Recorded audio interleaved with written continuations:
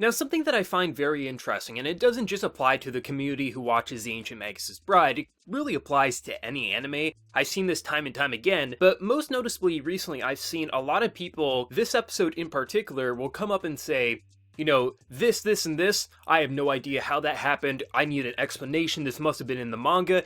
And just, it's almost like they're trying to criticize these things that either A, have been explained in prior episodes, or get explained in this episode, or just requires you to think a little bit, and you can understand how everything functions. And I'm gonna give a few examples. Like, for the first part here, Elias actually kind of like possesses Chisei. Like, when he's in her shadow, he kind of looks like his body kind of like manifests and has like almost a curse-like image on her, and that's when Chisei is pretty much telling this little girl like, you know, what will you give me for helping you, which obviously that is Elias saying that, which yes, you can talk about like, man, it's kind of creepy how he just possesses her, but I think that will definitely lead into some barrier issues going forward when Chisei starts acting on her own, saying like, maybe I do need my space, and obviously Elias isn't going to understand what that means. And I saw a lot of people saying like, we've never seen this happen, I have no idea, this doesn't make sense, how could this happen? They're mages, do you really think it's so weird that a spirit that can go inside her shadow can probably possess her? Like, I don't see the issue there. I also saw some people say like, I don't understand, we've never seen Chisei turn into an animal before. How did she willingly turn into an animal to track Elias? Well, a few weeks back, Ashenai's forced Chisei into an animal form. She's a mage, she studies magic, is it really that hard to believe that she can master the ability to turn into an animal willingly? And then I also saw some people say like, I don't understand how Elias could so easily be captured by Ashenai. And then in this episode, he literally says, I hate old spirits, they're just insanely powerful. There's so many moments like this, like there is obviously things you can criticize about this series, maybe the pacing, maybe the comedy, or maybe just characters and things like that. But there's a lot of things I see every week, and this episode in particular, where people will point to things that either just require you to think back a few weeks, or just literally think about how a mage could do a magical thing. Like, not everything has to be spoon-fed for you, but this week in particular, I felt like a lot of it was spoon-fed, and a lot of people seem to be very confused. Like, it's perfectly fine to not understand something, but I feel like so many people won't understand something and then just try to force it down people's throats saying like, this is a criticism, this is an issue, they didn't explain it, and I'm just sitting here like, well, they did explain it either a few weeks back or in this episode. But past that, like, I really enjoyed this episode. It was kind of interesting seeing so many people just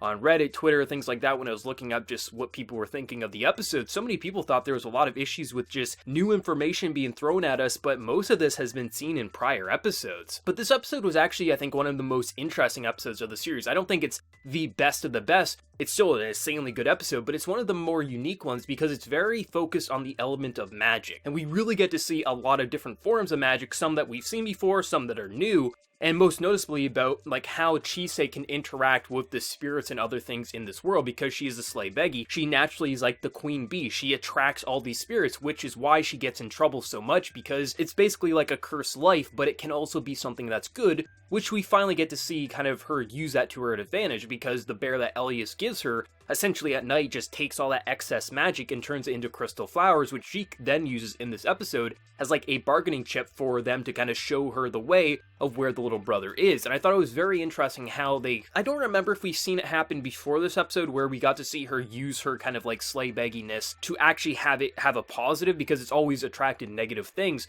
But it was very interesting to see her finally use it without necessarily using magic, but just using her ability to talk to these spirits to get what she wants there. And it was nice to see that because it was completely opposite of what we typically see with her. On top, we really get to see how different Elias is. He's very much attached to Chisei at this moment, and some could say maybe he's a little too attached to her, which I definitely think is going to play a factor going forward. Maybe not in this season, but maybe later in the manga. I think he's going to get a little too attached to the point that Chisei is actually going to be bothered by it. And I think that would be an interesting turning point in their characters, because she would then be like, you know, I like you a lot, but we do need to have space, which obviously he doesn't understand because he never really understood humans. Like, he didn't even understand what a family was. Like, he's talking to this little kid just trying to understand, like, so if it's not blood, is it just people you spend a lot of time with? So of course he doesn't understand boundaries and things like that. But there's just so many little moments off and on in the episode where like Elias is trapped underwater, he's talking to that kid, the kid's just like so fascinated, he's turning into like a normal human just so he'll leave him alone. It was a very funny episode for being creepy at times. I think Ashenai is definitely the ultimate troll and also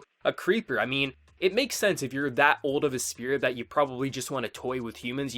Once a human says a word that basically to him is like, oh, you don't want your brother anymore? I'll take your brother off your hands just to have some fun. It's very interesting. It's also kind of scary because if he's that powerful, if these old spirits, these old gods are this powerful that even an amazing mage such as Elias can't handle, I mean, they aren't omnipotent. Like, it's insane to see what they can do, and if he really wanted to, you could tell that he could really hurt Chisei, which I don't think this is going to be the last time we've seen Ashen Eyes, and I think he's definitely going to have some more fun. Ultimately, it's going to result in some torment for our main characters. But it's very interesting just to see how the use of magic was portrayed in this episode. A lot of it is stuff we've seen in past episodes, but it's interesting to see just how much Chisei has grown. Like, when Elias gets captured, she does have that moment where she's panicked, but after that kind of conversation with Ruth, she kind of understands what she needs to do. She needs to not lock her magic away. She needs to be able to use her magic and track Elias based on her past experience with magic and what she's learned. If this was Chisei in the early stages, she would have just sat down and cried, curled up into a ball, and just wanted to die, but it's very interesting to see how much she's grown, and in some ways how much Elias has grown as well, but also kind of digressed because now he's so dependent and attached on Chisei. But it's interesting to see how the two are growing and ultimately where their relationship is going to go going forward, because obviously they still have a lot of room to grow and develop and also fix some issues with their relationship, but still it's very interesting to see how much Chisei is growing, how many friends she's getting, and just ultimately how much of an impact she is having on people. But Ashen Eyes is definitely one of the most intriguing characters of the series for being one of the biggest assholes and trolls in the show. But yeah, I really enjoyed this episode. Like, just, I love the atmosphere for this episode. At times it felt very creepy, especially near the end with Ashen Eyes, this like tormenting these kids,